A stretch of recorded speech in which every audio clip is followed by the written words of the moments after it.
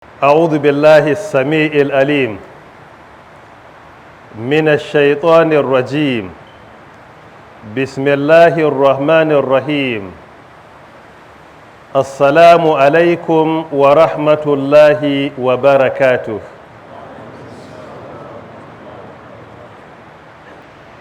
We begin by glorifying Allah subhanahu wa ta'ala and by praising Him for the opportunity to converge here in Maitama Islamic Center As-Salam Masjid in Maitama, Abuja this evening in order to have a discussion on a very important topic which has been selected by the management of the masjid.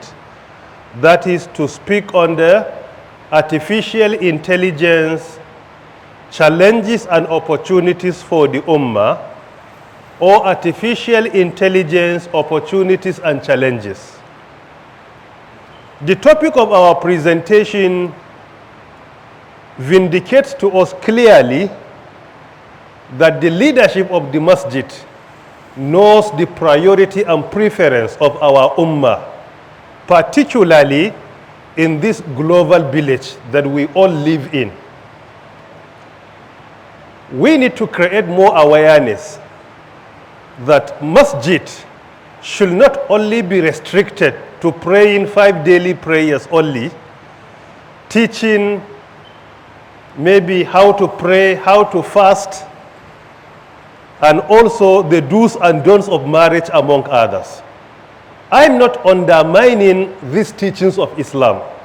However, I only want to emphasize that masjid should be a center where we will discuss the challenges being confronted by our ummah, not only religiously, but technologically, economically, politically, and many more. And this topic is one of the challenges being confronted by our ummah, particularly in this technological advancement that we are all witnessing. We need to also remind ourselves that our forefathers adopted this approach when it comes to their religion. That is why you will discover that for over 1,000 years, our forefathers were the intellectual giants of this world, not only religiously, but technologically, economically, socially, and in any form of advancement. Our forefathers were the intellectual giants. They did not restrict their lives to only teaching how to pray, how to fast, and the do's and don'ts of marriage among others. But they excelled when it comes to acquiring worldly knowledge. If I want to prove this further, I can remind you that the first university established in the world originated from a masjid. The second university established in the world, not only in the Arab world, in the whole world, originated from another masjid. And the third university established in the world was founded by a masjid. The first 3 universities in the world, all over the world, originated from 3 masajid. These are Masjid al-Qarawin in Morocco, Fez, Morocco, Masjid al-Azhar in Cairo, Egypt, and Masjidu Zaytuna. The 3 universities are University of Qarawin, originated from Masjid al-Qarawin. The second university, Jami'atul Azhar, University of Azhar in Cairo, originated from Jami'ul Azhar. And the third university, University of Zaytuna, originated from Masjid Zaytun. These are the 3 oldest universities globally. And all of them were produced by 3 masajid. And it was after over a century that the first university after this was established in Italy, University of Bologna. Years later, Oxford University was established Cambridge University, and more than 2 centuries, the first university in America was established, that is Harvard University. But definitely, the first university to be established in the world originated from the Muslim community. So Muslim Ummah produced the first university in the world, the second university in the world, and the third oldest university in the world. This is to show to us that our forefathers did not restrict their masajid only to praying 5 obligatory prayers, observing Friday prayer, but rather their masajid were the centers of intellectual discussion. They were the centers of intellectual discussion, the centers of technological advancement, and the centers of technological innovation and entrepreneurship. There is no time to speak on this on a larger scale. But if you go through history, you will discover that there is no doubt about this argument. Even the United Nations under UNESCO has proven beyond doubt that the first and the oldest university in the world was produced and established by the Muslim Ummah. It is because of this, I always encourage us to make our masajid to be the center of learning the Quran, learning the Sunnah of Prophet, peace and blessings of Allah be upon him, the center of upbringing of our younger ones, the center of intellectual discussion when it comes to technology, when it comes to governance, when it comes to economy, when it comes to whatever you think of. And this is what our forefathers did, and they excelled in the world, and they became the intellectual giants of their time, where other people and other civilizations were emulating them. Furthermore, in order to simplify my presentation, I intend to follow a 7-step algorithm superficially, because we only have 1 hour for our discussion. Number 1, an introduction of artificial intelligence. Number 2, the universality of knowledge in Islam. Number 3, an aspect of intelligence in the Quran. Number 4, AI programming and its opportunities. Number 5, the opportunities we have for the Ummah. Number 6, the challenges. Number 7, conclusion. May Allah Ta'ala guide us aright. Number 1, an introduction of what artificial intelligence is all about. According to the World Economic Forum and other institutions of learning, we can safely say artificial intelligence is a simulation of human intelligence processes by machines or by computer systems. What artificial intelligence is all about? This is a work being executed by a human being. Now we develop a computer system that can do the work the same way a human being performs or even better. So when a system substitutes a human being in executing a function, then we can call it an artificial intelligence. This is a work being done by a human being. So now we want to have a machine that will allow that machine to do the work without in any way involving a human being to do it from the beginning to the end. The best he can do is to operate the machine to do it. So any system that can substitute human being to do any form of a job, particularly if that system is associated with ICT, we can call it an artificial intelligence.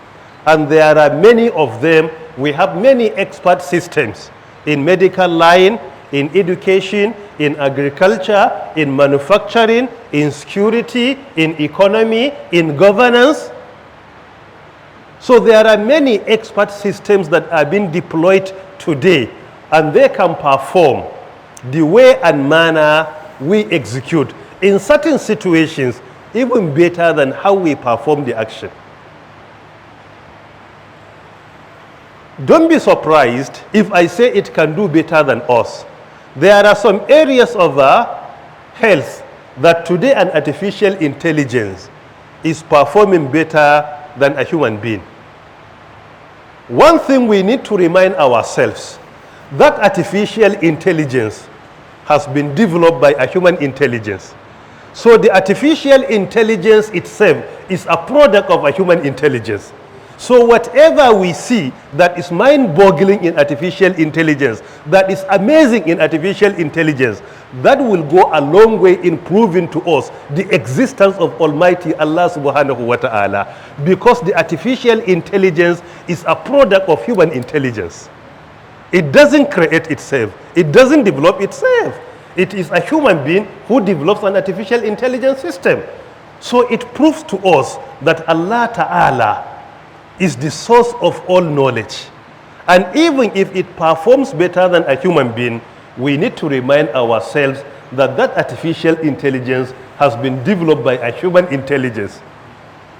Are you following? So we have expert systems, we have speech language, we have language systems, we have voice systems, among others. So there are many areas of artificial intelligence. What we are witnessing today with regards to the advancement of artificial intelligence is really amazing. What is happening today with the advancement of Google AI, ChatGPT, or of recent, only 5 days ago, another one was launched, GPT-4o, OpenAI, and many more. What we are witnessing today had not been predicted 20 years ago. And what we are witnessing today, 10 years ago, nobody predicted. The exploding of artificial intelligence, which is beyond human imagination, is really, really amazing. And artificial intelligence is about to make many people to be unemployed and to make many others unemployable. And also it will make many to be employable.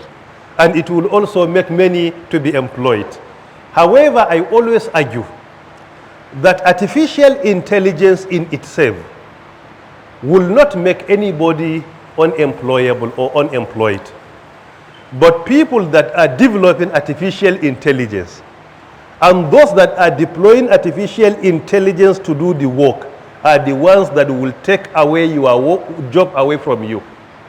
They will take over your job. Artificial intelligence in itself cannot make you unemployed. But experts in AI, people who master AI and perform their job with AI, will take over your job away from you. But not the system itself, because it doesn't develop itself and it doesn't operate itself. There should be someone who develops it, and there should be someone who at least operates it. So these are the people that will take over your job, not artificial intelligence in itself. Are you following? Furthermore, if we are to go briefly, artificial intelligence is part and parcel of the fourth industrial revolution, what is called 4IR, or Industry 4.0. The world is witnessing the advancement of the fourth industrial revolution with the emergence of artificial intelligence, robotics, machine learning, deep learning, autonomous vehicle, virtual reality, augmented reality, blockchain technology, cybersecurity, 5G, nanotechnology, biotechnology, cloud computing, quantum computing, and many more. These are all part and parcel of the fourth industrial revolution, which commenced at the initial stage of the 21st century We have been part and parcel of the fourth industrial revolution in the last 23 to 24 years. And based on the modern history, we experienced, or the world experienced, the first industrial revolution in the 18th century, particularly in Manchester and Liverpool in the United Kingdom, with the invention of what is called steam power or steam engine. Then the second industrial revolution happened in the 19th century in the United Kingdom, Belgium, Germany, and France. An insignificant part of it took place in the United States of America. In the second industrial revolution, the world witnessed the invention of electricity, mass production, the invention of transistor, the invention of radio, the invention of television, among others. While the world witnessed the third industrial revolution in the 20th century through the invention of internet, World Wide Webs, website, and particularly the technological advancement that reduced the world into a global village or into a global theater. So you will realize that ICT brought about the third industrial revolution, and by extension, the fourth industrial revolution is about ICT, or to put it aptly, is about digital technologies. So the fourth industrial revolution is an extension of the third industrial revolution. Are you following? So the world is witnessing the fourth industrial revolution through the invention of artificial intelligence, or rather the advancement of artificial intelligence. Because artificial intelligence started in the third industrial revolution around 1950. That is 74 years ago. And the term or the phrase artificial intelligence was coined in 1956 by one of the leading scholars of ICT from Massachusetts Institute of Technology by name John McCarthy in a workshop. So he brought the two words together and reconciled them.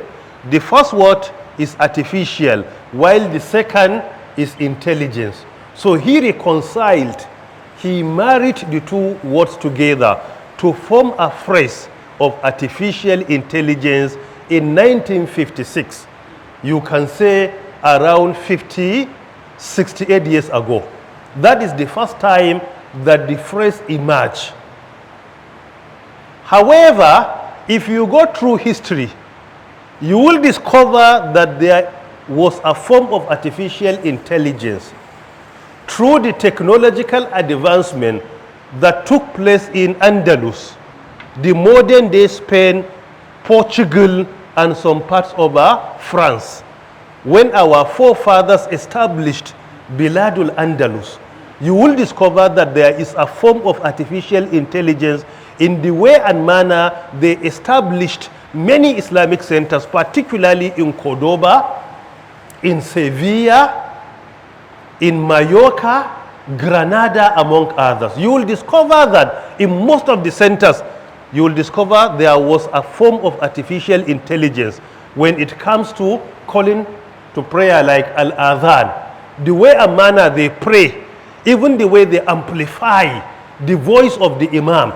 You will discover a masjid was containing over 10,000 congregations, over 10,000 Muslims at once, without any sound system. Imam could be able to convey each and every message on his pulpit or during prayer to the congregation. It was through a form of an artificial intelligence. The same with the building of pyramids in Egypt. Over 3,000 ago, some of them were built. In the construction of the pyramid, history has vindicated recently that they use a form of artificial intelligence to build the pyramids, among the 7 wonders of the world.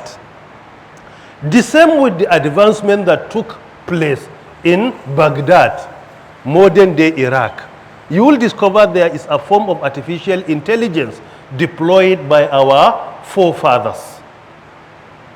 Because of time constraint, this will take me to the second stage of our discussion.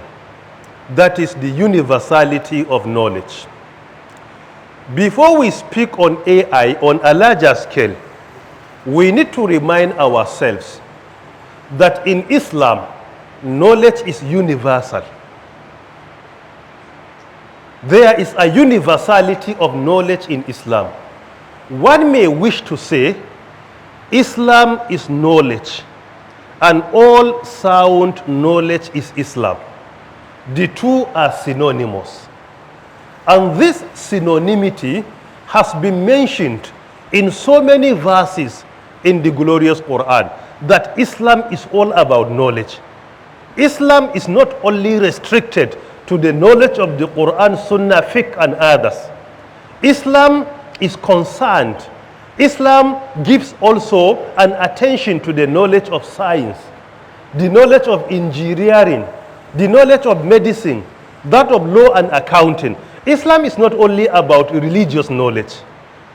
Islam speaks on a larger scale about worldly knowledge, about what you can call acquired knowledge, knowledge that is being acquired through experiment, through laboratory, through innovation, knowledge that is acquired through advancement in science and technology. Knowledge is about, Islam is about all these things.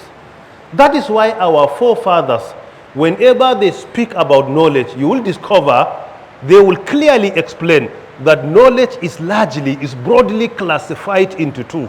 Firstly, the religious knowledge, the knowledge of Sharia, the knowledge of the Quran, the knowledge of Sunnah, that of fiqh, how to pray, how to fast, how to perform pilgrimage, the knowledge of do's and don'ts with regards to our marriage. All these things are called religious knowledge. And also there is what is called worldly knowledge or acquired knowledge. So artificial intelligence is part and parcel of the worldly knowledge. That is why if you go through history, you will discover those who invented the modern knowledge when it comes to anatomy or physiology were Muslims. Knowledge of anatomy, physiology, the knowledge of geography, the knowledge of oceanology, the knowledge of embryology, you will discover that our forefathers initiated the modern investigation into all these forms of knowledge. Why? Because they are part and parcel of the worldly knowledge. That is why His Eminence, Imam Shafi'i, may Allah have mercy on him, described medicine as half of knowledge. Because if you review Al-Islam wal-Ilm al-Maddi, in the Quran, more than 750 verses in the glorious Quran speak about acquiring knowledge. And this knowledge is not restricted only to our religious knowledge, but rather both religious and worldly knowledge. Before we speak on this on a larger scale, we need to remind ourselves that Allah Ta'ala has given each and every one of us the tools, the gadgets, and the facilities, the human facilities we deploy to acquire knowledge. These are the organ of seeing, our eyes. Number 2, the organ of hearing, our ears. Number 3, the organs of reasoning and intellectual discussion. That is our brain and our heart. And this is what the Quran enunciates to us by saying, Wallahu akhrajakum min butuni ummahatikum la ta'lamuna shay'a wa ja'ala lakum as-sam'a وَالْأَبْصَارَ وَالْأَفْئِدَةَ لَعَلَّكُمْ تَشْكُرُونَ. In Surah An-Nahl verse 97, Allah says, Allah brought you out from the wombs of your mothers. You don't know anything. We didn't know anything the time we were born.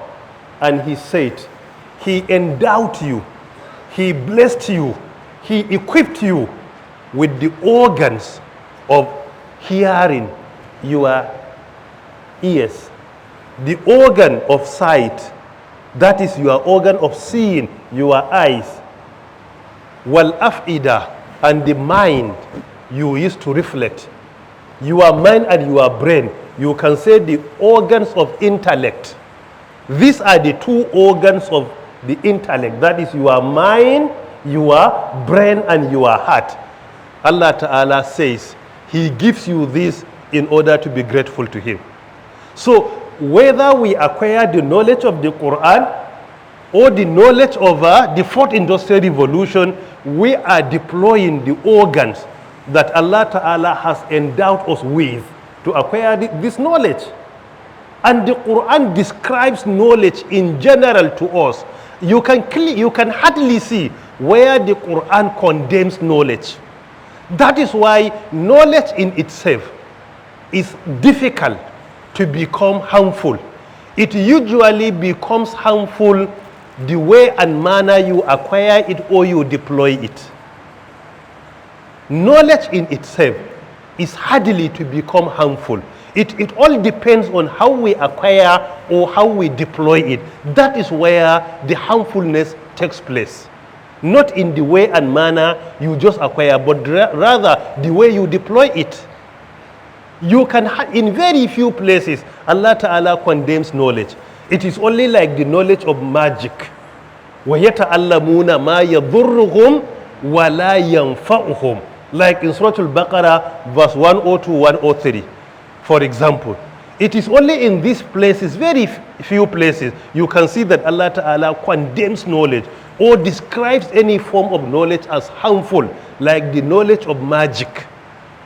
They learn what will harm them and will never benefit them. وَيَتَعَلَّمُونَ مَا يَضُرُّهُمْ وَلَا يَنْفَعُهُمْ وَلَقَدْ عَلِمُوا لَمَنِ اشْتَرَاهُ مَا لَهُ فِي الْآخِرَةِ مِنْ خَلَقٍ وَلَبِئْسَ مَا شَرَوْا بِهِ أَنفُسَهُمْ لَوْ كَانُوا يَعْلَمُونَ.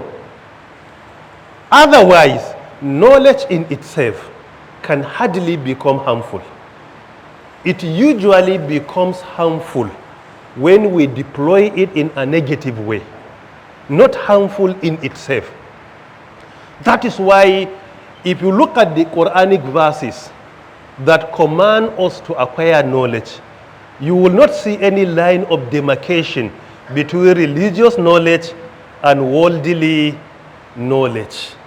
When Allah Ta'ala integrated and elevated the position of knowledgeable people, you can hardly see any line of demarcation or any petitioning between religious knowledge and worldly knowledge.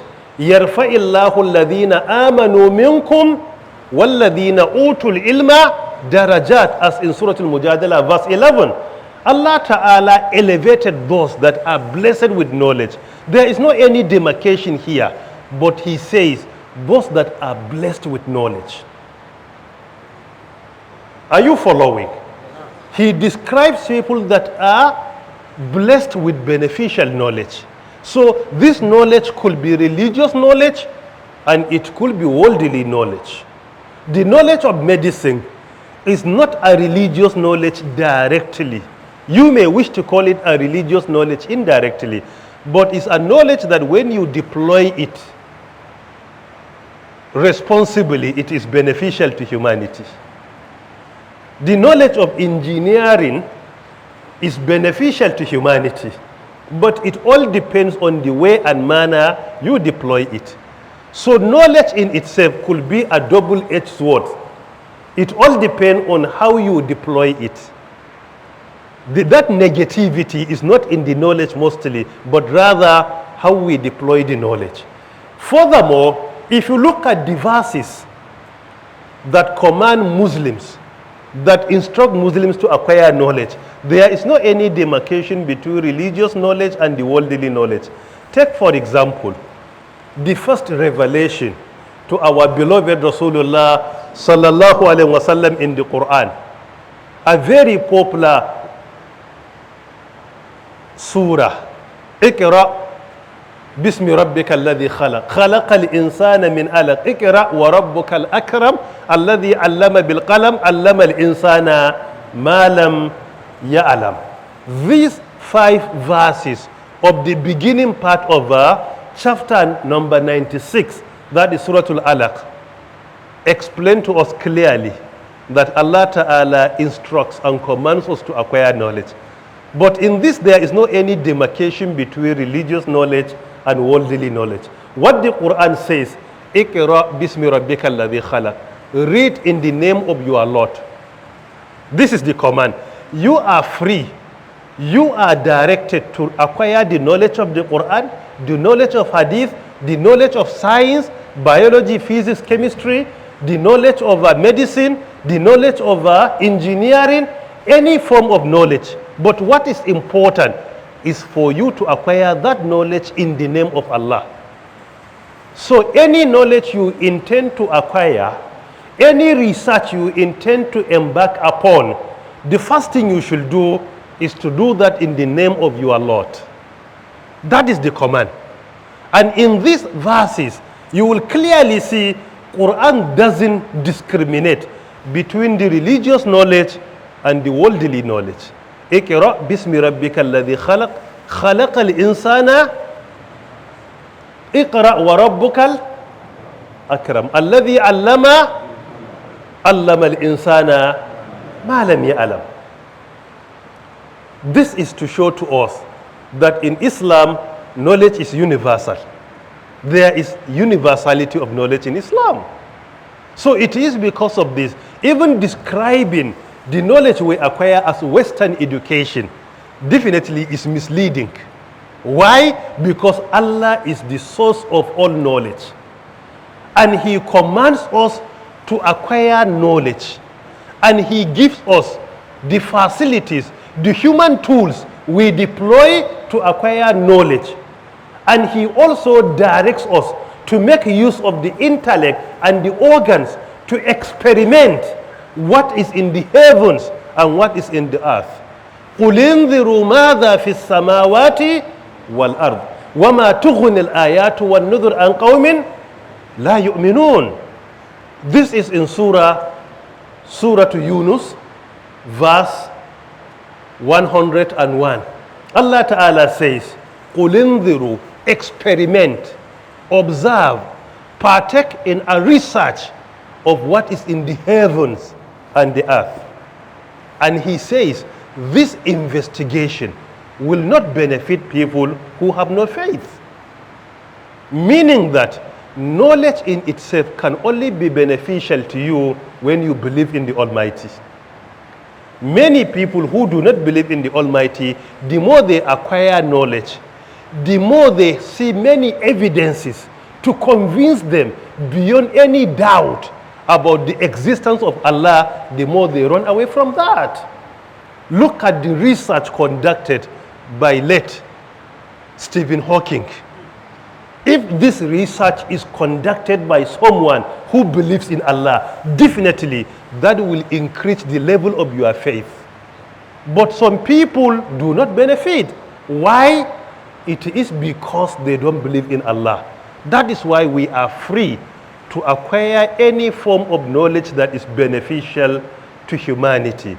But in the course of doing that, we must do it in the name of the Almighty. And this is indeed very important.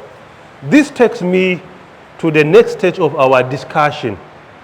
That is the form of some forms of intelligence, natural and natural artificial intelligence in the Quran.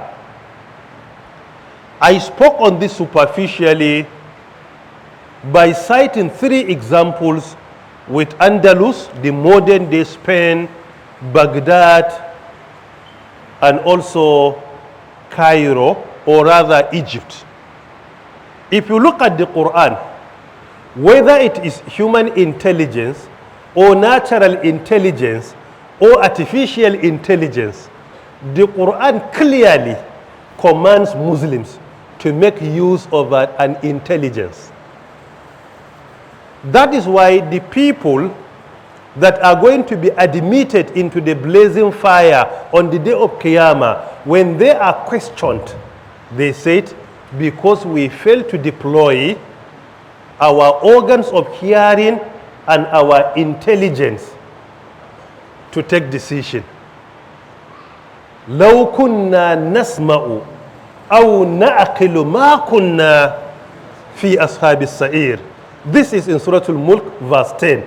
Look at it. They complain that they failed to deploy these two organs, the organs of hearing and the organs of intellectualism.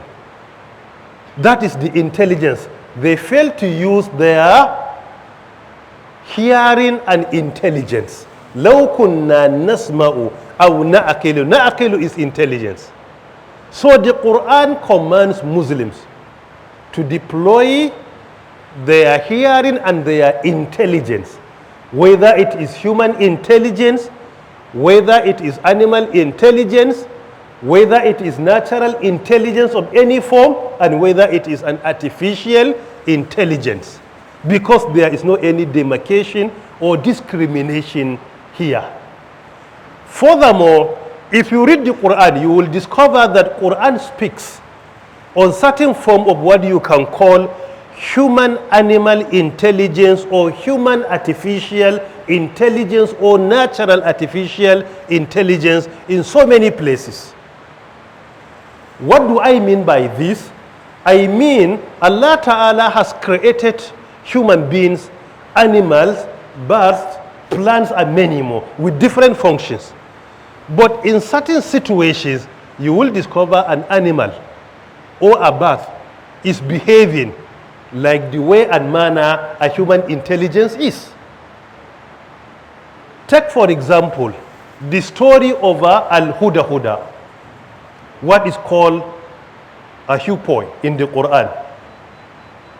فَمَكَثَ غَيْرَ بَعِيدٍ وَتَفَقَّدَ الطَّيْرَ فَقَالَ مَا لِيَ لَا أَرَى الْهُدَى أَمْ كَانَ مِنَ الْغَائِبِينَ لَأُعَذِّبَنَّهُ عَذَابًا شديدا أو لأذبحنه أو ليأتيني بسلطان مبين فمكث غير بعيد فقال أحط بما لم تحط بي وجئتك من سبأ بنبأ يقين إني وجدت امرأة تملكهم وأوتيت من كل شيء ولها عرش عظيم وجدتها وقومها يسجدون للشمس من دون الله. If you read the Surah Al-Naml from verse 20, 21, 22, 23, 24, 5 verses, Allah Ta'ala describes to us natural artificial intelligence in this place. Human being is supposed to talk, but Al-Huda-Huda was talking the way and manner we speak, using his reasoning. And this is a form of an intelligence. And if you look at what Allah Ta'ala directed the earth and the sky to do in Surah Hud, is very similar to that. وَقِيلَ يَا أَرْضُ ابْلَعِي مَاءَكِ وَيَا سَمَاءَ اقْلِعِي وَغِيضَ الْمَاءِ وَقُضِيَ الْأَمْرُ وَاسْتَوَتْ عَلَى الْجُودِ. In Surah Hud verse 44, it was said to the heaven, it was said to the earth, to do what? To swallow the water. And it was said to the heaven to withhold the water. Allah Ta'ala spoke to both of them and they followed the direction. If you look at them, they are natural intelligence, but the action they perform is more of a human intelligence. Are you following? So there are so many examples in the Quran where you will see the reconciliation or the intervention, or what we can call where there is an interwoven between human and animal intelligence, or what you can say human and non-human intelligence, or what you can say human and non-human intelligence. And there are so many examples in the Quran, and still they are part and parcel of the intelligence. Are you following? This takes me to the next stage of my discussion briefly. That is to speak on the AI programming and the way and manner artificial intelligence is being deployed to behave and act like a human being. Usually, what artificial intelligence does is to be enriched through acquiring data, developing some rules, following the rules to establish an algorithm, and this algorithm will behave, will act the way and manner natural intelligence behaves and acts. So these skills of human being that artificial intelligence are being provided with are called cognitive skills. Cognitive skills are the skills that artificial intelligence is emulating to behave and act the way and manner we behave and we act.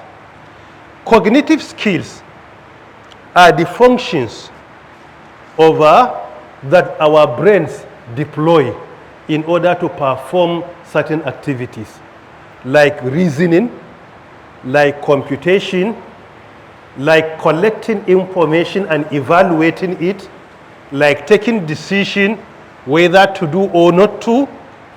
So these skills that our brains deploy to perform these activities are called cognitive skills. And most of them are part and parcel of what we call soft skills, like critical thinking, like strategic thinking, like complex problem solving, like complex decision making, and many more. So our brains use cognitive skills. So AI programming usually is being provided with a huge quantity of data, analyzing this data to come up with some sets of rules. When these rules are established, it will go further to establish some algorithms. And when taking a decision, it will select the best algorithm that is applicable to that situation. And when that algorithm is selected, then it will take a decision the way and manner a human intelligence takes a decision. So these skills are number one, learning. The AI programming here focuses more on generating data, establishing some rules using the data, building some algorithms. So with that, the artificial intelligence system will learn the way and manner we are learning. Number two, there is reasoning. Reasoning is all about selecting the most appropriate algorithm when it comes to taking decision. There could be certain number of algorithms. So when a decision is to be taken, which algorithm is to be selected? If you want to take a decision as a human being, you deploy your natural algorithm to take a decision. The decision you take in your office or in your marketplace may not be the same with the decision you take in your family. So the way and manner you differentiate between your life at home and your life in the office or outside office is about using your natural algorithm of reasoning. You are dressing inside your room at home is not the same way you are dressing in the masjid. How do you differentiate the clothes you wear in public and that you wear in private is through reasoning. What happened with some of us that are behaving in public the way and manner they are supposed to behave inside their private room is because of problem with their reasoning. So artificial intelligence here will select the best algorithm to use. And it is the same way in your room you wear your boxers. In public you try to cover your body. But some people are older than you, but they come out with their boxers and they behave outside the way and manner they behave privately. What is their problem? Is selecting their wrong natural algorithm in reasoning. So that is how artificial intelligence behaves. And also there is self-correction. Artificial intelligence will continue improving the algorithms day in, day out in order to correct itself. The way and manner you make a mistake today and tomorrow you amend. That is how it also behaves. So artificial intelligence can make a mistake today, tomorrow it will correct it. And also creativity. What is all about innovation, our invention. Artificial intelligence can partake in certain forms of creativity by improving on a daily basis through the quality and quantity of data being generated to help the system in taking a right decision and also coming up with creative ideas, or what we can call thinking outside the box. Today, it will choose an algorithm and it failed. Tomorrow, it will not choose the same one. It will look for another algorithm and improve that algorithm and take another decision. That is thinking outside the box.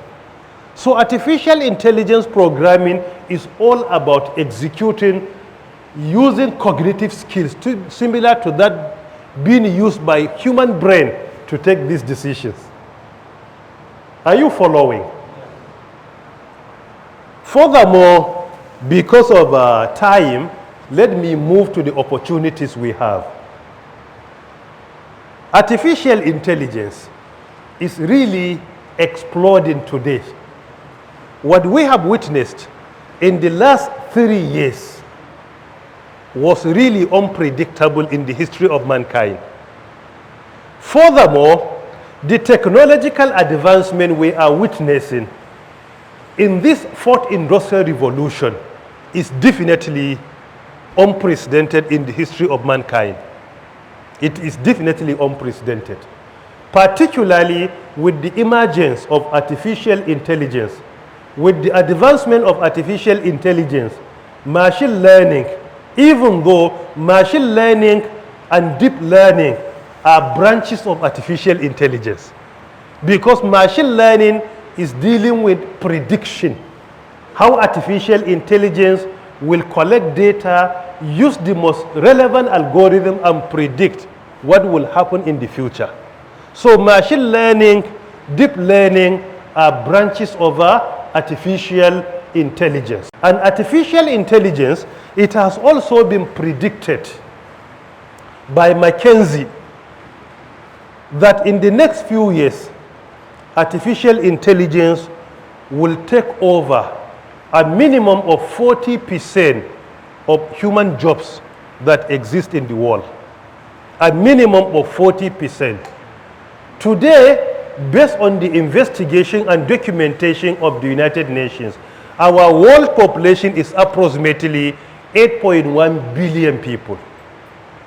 So by implication, 40% of these jobs being executed by this population, whether it is a formal or informal jobs, they are going to be taken over by artificial intelligence. And it is also a solo multi-billion-dollar subsector, because a research conducted by Precedence Research in 2022, the global market value of artificial intelligence was estimated to be 454 billion USD, almost the same with the entire gross domestic product of Nigeria as a country which has been dominated by the private sector. And McKinsey has also predicted, and also World Economic Forum, the same with Oxford Economics, that by 2032, the value of artificial intelligence could not be less than 2.5 trillion USD. While according to McKinsey, the value of artificial intelligence could reach 15 billion USD. So if it reaches 15 billion USD, if artificial intelligence were to be a country, it will be the third largest economy globally after the US and China. The US with a GDP of around 25 trillion USD and China with a GDP of around 19.9 trillion USD, according to the International Monetary Fund as at December 2022. So if artificial intelligence happens to be a country, it will be the third largest economy globally. Furthermore, artificial intelligence today is being deployed towards a research in the Quran and in the Sunnah. So many ahadith and verses were presented to artificial intelligence, and it came out with a mind-boggling result, particularly in terms of precision and accuracy. So artificial intelligence is also relevant in conducting research, not only research with regards to worldly knowledge, but research even with regards to our religion. And at the same time, if Muslim Ummah fails to acquire the knowledge of artificial intelligence, definitely sooner or later the enemies of our Ummah will excel in artificial intelligence and they will mislead the world about our religion. There is no doubt about this. They will definitely mislead the world about the authenticity of our religion and the teachings of our religion. Furthermore, when you ask me, particularly the argument I commenced with, that I don't agree with the opinion that artificial intelligence will make many people unemployed or unemployable. To me, it is not the artificial intelligence that will make people unemployable, but rather people that are experts in artificial intelligence and people who deploy AI in their area are going to make others unemployed and unemployable. Are you following? Because AI doesn't develop itself. AI doesn't operate itself. That is why the way and manner technology is exploding globally. Banning technology is not a good idea intellectually. But rather, we need to develop technology responsibly and also regulate technology effectively. Legally and legitimately, that is the solution. Because the way and manner technology is exploding, there is no country that will continue to live in isolation. Banning technology will only slow down the technological advancement of countries, will only slow down the technological advancement, economic advancement, and many more. But it will never be a solution. When we ban a technology for 1 month, it will slow down our technological advancement for more than 1 year. If we ban and stop technology for 1 year, it will also slow down our development, our technological advancement for over 10 years. This is the same, a similar mistake made by some of our pious predecessors that slow down the technological advancement of the Muslim Ummah in the form of ijtihad. Some of them made a wrong opinion about technology. They even consider technology to be the same with the knowledge of magic. وَيَتَعَلَّمُونَ مَا يَضُرُّهُمْ وَلَا يَنْفَعُهُمْ. That happened to be the beginning of our diminishing when it comes to worldly knowledge. And since then, the Muslim Ummah has not regained its position globally. So that is why it is a very wrong opinion for us to stop or to discourage about technology. What we need to do is we need to encourage our young innovators to develop technology responsibly. Get me? Responsibly. And government must regulate technology effectively, legally, and legitimately. This is the only solution.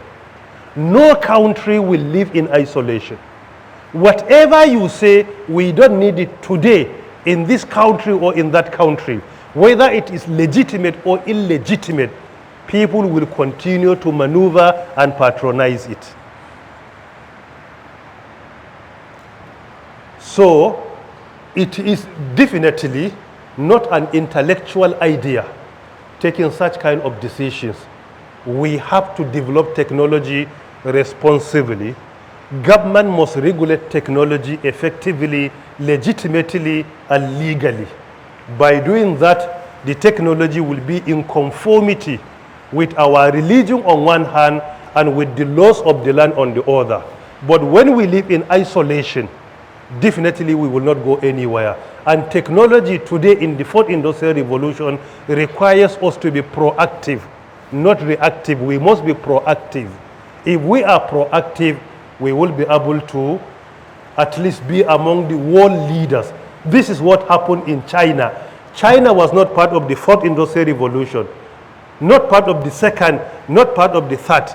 They only joined the fourth industrial revolution, and they happen to be in the forefront. They joined and they happen to be in the forefront. While in government in 2020, we established the first ever National Center for Artificial Intelligence and Robotics in Africa, and the center is sited here in Abuja. The wisdom was to be proactive, to establish an avenue where our young innovators are going to be challenged to develop technology responsibly so that government can regulate it effectively, legally, and legitimately. Technology or artificial intelligence, today one of the areas where it has been vindicated to perform better than a human. If I say better than a human, means general humans, is the area of breast cancer.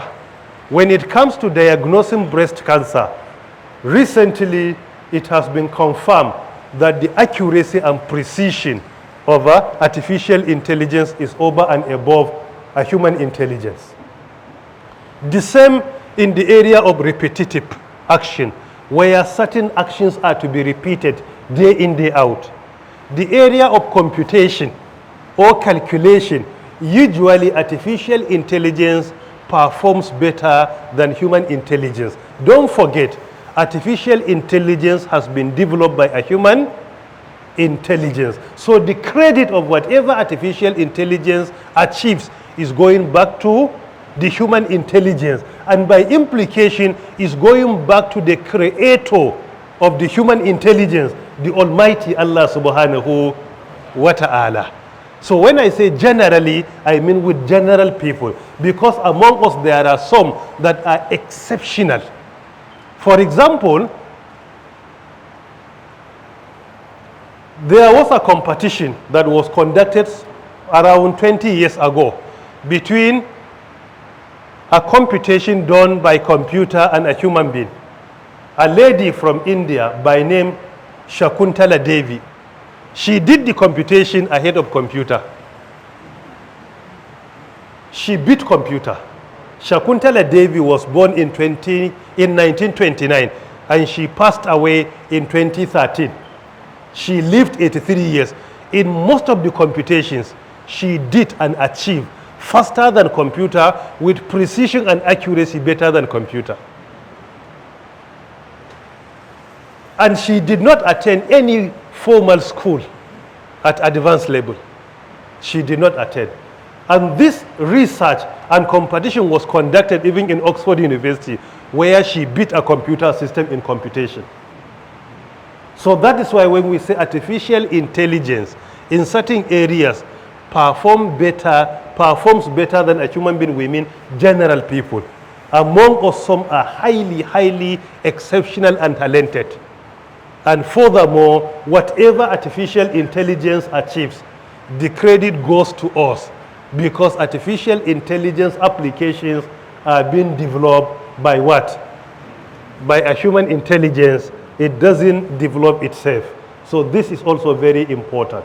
So any action that is more detail-oriented, that is towards more detail-oriented result, usually artificial intelligence achieves a better result, better than a human intelligence generally. And this is indeed very important. The same with analysis is the same thing.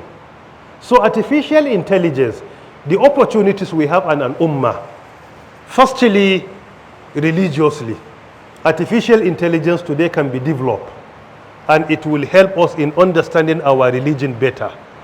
The way recently a hadith of utitul Qur'ana wa mithlahu ma'ahu, artificial intelligence was used to confirm the authenticity of this hadith and also the analysis and the content of the hadith. And there are many examples in that area. Secondly, artificial intelligence can go a long way in supporting us economically. The global market value over 454 billion USD 2 years ago. Muslim Ummah is in need of economic development. This is an area that we need to encourage our younger ones to excel, either formally or informally. If it is formal, there are many certifications that you may wish to enroll. Encourage your children to enroll, like Microsoft Certified Azure AI Engineer Associate. It's a very important one, particularly at the intermediate level. We have global AI, we have Google AI. Google AI is also a very important certification in artificial intelligence. Also, there is Harvard University Computer Science for AI. It's also very relevant. There is Microsoft AI. Recently, a young Muslim, among the leading AI developers in the world, by name Mustafa Sulaiman. His origin is from Syria, was born and grew up in the UK. He is among the leading young innovators today in AI. He was employed recently by Microsoft, and they appointed him as the CEO of Microsoft Artificial Intelligence. So he is the CEO now. He is less than 40 years old, but he is among the leading researchers. Artificial intelligence, among the opportunities today we have, people that are born or people that happen to have some form of deformity, people that are blind, can use artificial intelligence to communicate, like GPT-4o. They can use it, and it can alleviate most probably 80% of their deformity. And still remember, AI is still in the initial stage of its development. We are still in the initial stage of AI development in the world. But what we are witnessing today is unprecedented. So including people with deformity, they can use AI. AI can support you in decision making, particularly in complex matters, as long as the data provided to it is authentic and sufficient. So these are some of the areas where we can benefit, and there are so many opportunities for our ummah. And still our younger ones going to university. Let me give you a $1 billion advice for free. For free. If you like, take it. If you don't like, ignore it. 30, 40 years, our elder brothers, our friends, our fathers who attended the university, at that time they will say, go and read anything. You will go and study history, sociology, political science. If you like, go and study biology, single honor, physics education. At that time, there was no competition. The labor market was abundant. Vacancies were all over. Before your graduation, opportunities were waiting for you. Some of them were employed before their graduation. Today, because of our population in the world, our population in Nigeria, almost 220 billion people. Our population in Africa, almost 1.4 billion people. Global population, 8.1 billion people. It is no more a time of go and study whatever you wish. It is no more that time. It is no more. That time is over. It is not that time. Please be proactive in selecting your course. It is better to delay joining your university by a year or two to study what is relevant globally, what you are passionate about, than for you to get admitted to study something that is number one, or relevant, and number two, you are not passionate about it. It is not that. Today, if you seek for my advice, look at what is the future of the world. Go and study it. In Nigeria, look at the courses that are determining the future. The privileges your father, your grandfather got by studying whatever they wished, they are no more available except to 0.1% of our population. Most of us are from poor background.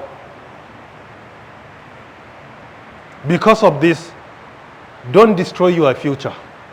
You study a course that is irrelevant. After your graduation, you are interested in working with NNPC.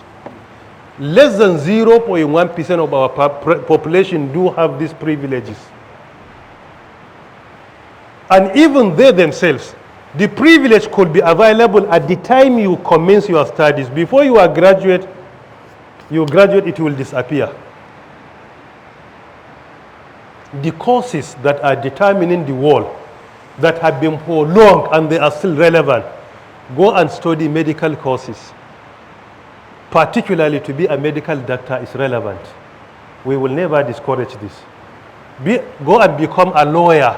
This will continue to be relevant. We will not discourage you from doing that.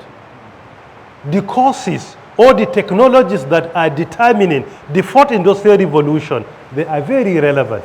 Artificial intelligence, machine learning, deep learning, cyber security, data science, biotechnology, nanotechnology, big data analytics. These are some of the courses that are determining the future. And people studying this are the ones that will take over your job, not the artificial intelligence itself. Furthermore, if you are doing your job today and you don't want AI to take over your job, firstly, learn AI and its application, number one in your area and number two in your sector. Excel in that. The way and manner people that learn computer, only Microsoft and Excel, they took over the work of our secretaries using typewriters at that time. So it is the same thing today. You have to study immediately, be proactive, and know the application of AI in your area of work and your area of study, and also in the sector where you work. Secondly, look at areas where AI cannot take over all the jobs. This can be categorized into two. Number one, social skills, interpersonal skills. Very critical. The way our Prophet says, إِنَّمَا بُئِثْتُ لِأُتَمِّمَ مَكَارِمَ الْأَخْلَاقِ in Sahih Hadith number 45. I have been sent in order to perfect your good moral behavior. So this moral behavior, interpersonal skills, will forever be relevant. Number two, soft skills, like critical thinking, strategic thinking, complex problem solving, among others. They will continue to be relevant. If you are talking about hard skills, they are relevant. But today, computer can write a source code. Even the source code computer can write today. Today, computer can write a thesis, PhD thesis online. Today, you want to present a paper, computer can do it for you. Hard skills, technical skills are relevant, but definitely they are not as important as soft skills and social skills. And most of them are not being taught in our institutions of learning. I personally advised the National Universities Commission a year ago, saying that some of the courses that we are introducing, and they are still in our universities, we should be extra careful. There are some courses that are outdated. You don't need them in more than 2 or 4 universities in Nigeria. Because why? The demand has been reduced by more than 90%. So you don't need to be creating new universities, introducing the same courses while there is no opportunities for the graduates. Why are we repeating the same thing? We don't think out of the box. Some courses you need to only retain them in the first generation universities. ABU, Zaria, University of Ibadan, University of Nigeria, Nsukka. These are the old generation universities where you need to retain some courses that are not in demand today. And you need to expand the courses that are in demand in the labor market. We need to start producing potential employers through our universities, not potential employees. The system is not about producing potential employees where they will graduate roaming about with their CV. The focus of the world is how to produce potential employers, job providers, not job seekers. This is what fourth industrial revolution is all about. We need to change that perception. There are many challenges with AI. Many challenges. Number one challenge is the issue of bias. What AI presents depends on the quantity and the quality of data presented to it. If the data is biased, the result is going to be biased.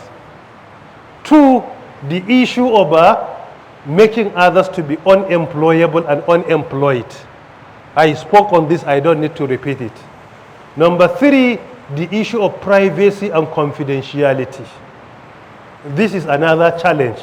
That is why in the US, they have commenced the process of regulating AI, particularly in financial institutions and others. In Europe, recently they commenced the process of regulating AI under their GDPR, General Data Protection Regulation. And that is why, as part of our proactiveness in office, in 2023, we established Nigeria Data Protection Commission in Nigeria, and I champion the bill up to the level of becoming a law in Nigeria, because artificial intelligence will challenge our privacy and also our what? Our confidentiality. Number four, if we fail to be active in AI, others will deploy AI and they will ridicule our religion and our life. They will ridicule our religion and our life. So because of this, I challenge each and every one of us to either get involved in AI, formally or informally, and make sure that from primary school, we start introducing artificial intelligence to our children, up to secondary school and universities. This is what is being done in China, Finland, and Switzerland. The issue of critical thinking, complex problem solving, creativity or thinking out of the box or AI is not about university, it's about catch them young. You catch them at the initial stage of their life. So we need to introduce this in our Islamic schools, our formal schools, where our children will be proactive. And they are, to be fair with you, our children, they are more creative than us. Why? Because people in my own category and our elder brothers, we need to switch from manual to analog to digital within the last 4 decades. But our children are digital natives, and they are the actual digital species today. They are digital species, and artificial intelligence is also a digital species. So there is a reconciliation between them. The way and manner we need to do adjustment, they don't need to do it, because it's their own generation. They are digital species, and AI is also a digital species. So there is what? They are interwoven. This is just in summary because of the time constraint, and I believe, almost 70 minutes without reminding me. Permit me to shut down the lecture here. Subhanakallahumma wa bihamdika ashhadu an la ilaha illa anta astaghfiruka wa atubu ilayk.